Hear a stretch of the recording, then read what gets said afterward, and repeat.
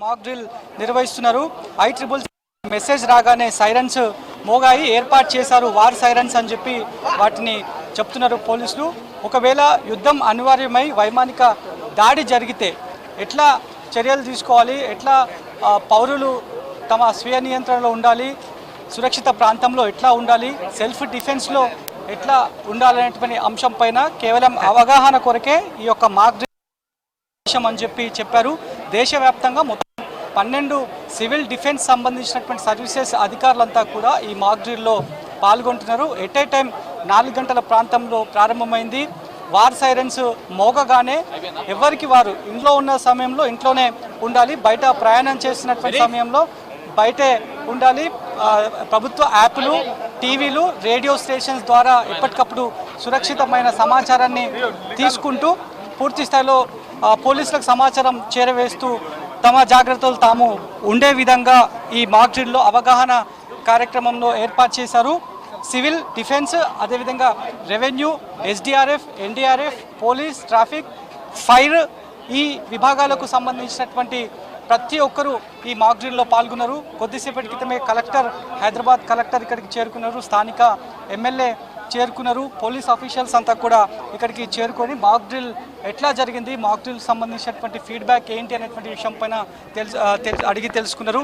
మనం ఈ అపార్ట్మెంట్ చూడొచ్చు, గోల్కొండలో ఉన్నటువంటి స్థానిక నాలాల్ నగర్ ఒక అపార్ట్మెంట్. ఇది అపార్ట్మెంట్ 4th ఫ్లోర్లో ఎవాక్యుయేట్ ఎట్లా చేయాలి, అక్కడ ఉన్నటువంటి క్షతగాత్రులను కావచ్చు, లేదంటే ఒక వైమానిక దాడి జరిగితే దెబ్బతిన్నటువంటి ఆ ప్రదేశం నుంచి ఎట్లా తీసుకురావాలి, బ్లాస్ట్ జరిగితే అక్కడ మంటలు అవన్నీ కూడా పేరుకుపోతూ ఉంటాయి, ఒక్కసారిగా మంటలు వ్యాపిస్తూ ఉంటాయి. కాబట్టి వాటిని ఎట్లా కంట్రోల్ చేసే విధంగా ఫైర్ ఇంజన్స్ని ఎట్లా వాడతాం మేము, at a time back to back emergency సర్వీసెస్ని ఎట్లా యాక్టివ్ చేస్తాము, ఎవాక్యుయేట్ ఎట్లా చేస్తాము, రెస్క్యూ ఆపరేషన్ ఎట్లా చేస్తాము అనేటువంటి అంశాలపైన కళ్ళకు కట్టినట్టుగా ఈ మాక్ డ్రిల్లో ఏర్పాటు చేస్తున్నారు.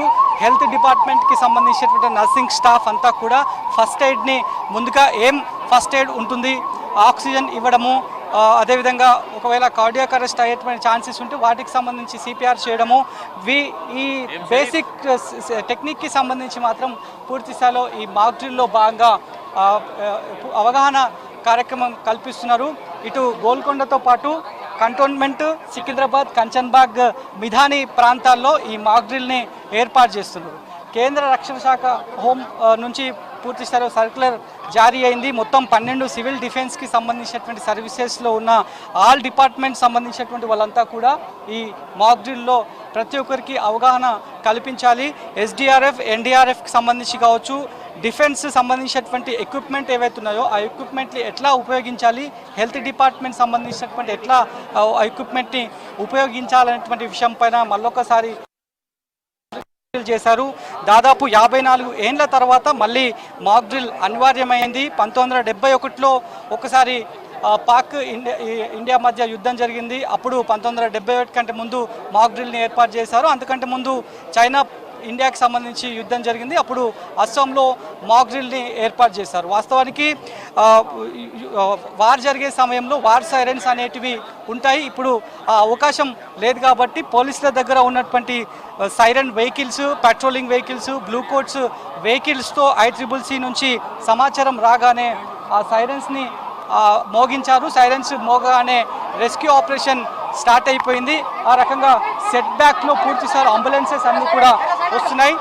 ఏ రకంగానైతే దాడి జరుగుతుందో, దాడి జరిగిన సిచ్యువేషన్స్లో ఏ రకమైన పరిస్థితులు ఉంటాయో అదే పరిస్థితులు కళ్ళకు కట్టినట్టుగా ముందుగా నర్సింగ్ స్టాఫ్ అంతా కూడా వాళ్ళని ఎవాక్యుయేట్ చేయడము, వాళ్లకు కావాల్సినటువంటి బేసిక్ ప్రాథమిక చికిత్సను అందించిన తర్వాత స్ట్రెచర్లో వాళ్ళని తీసుకురావడము, అంబులెన్స్లో ఎక్కించిన తర్వాత నియోనాటల్ అంబులెన్స్లో వాళ్ళకు బేసిక్ హెల్త్ ఎమర్జెన్సీ ఏంటి అనేటువంటి విషయం పైన స్టడీ చేసి వాళ్ళకు సంబంధించినటువంటి ట్రీట్మెంట్ని అంబులెన్స్లోనే ఇచ్చే విధంగా అంబులెన్స్ని కూడా సిద్ధం చేశారు, ఫైర్ ఇంజన్స్ని కూడా సిద్ధం చేశారు.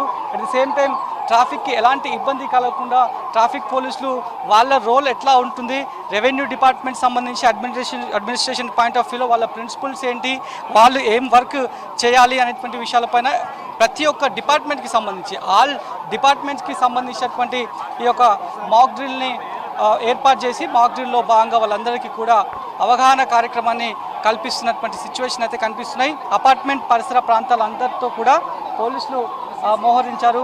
భద్రతా బలగాలు ఆర్మీకి సంబంధించి డిఫెన్స్కి సంబంధించి మోహరించాయి.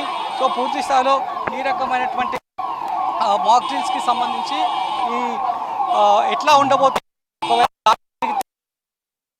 ఉంటాయి, ప్రాథమికంగా ఎలాంటి వెసులుబాటు ఉంటుంది అనేటువంటి విషయాలపైన ఈ రకమైన మాక్ డ్రిల్స్ చేశారు. మరికొన్ని ప్రాంతాల్లో అంటే ఆర్టిఫిషియల్ బాంబులను కూడా బ్లాస్ట్ చేశారు. అక్కడక్కడ అటు మిథాని, కంచన్బాగ్ ఏరియాల్లో ఆర్టిఫిషియల్ బాంబ్స్ని మాక్ డ్రిల్లో భాగంగా ఉపయోగించారు.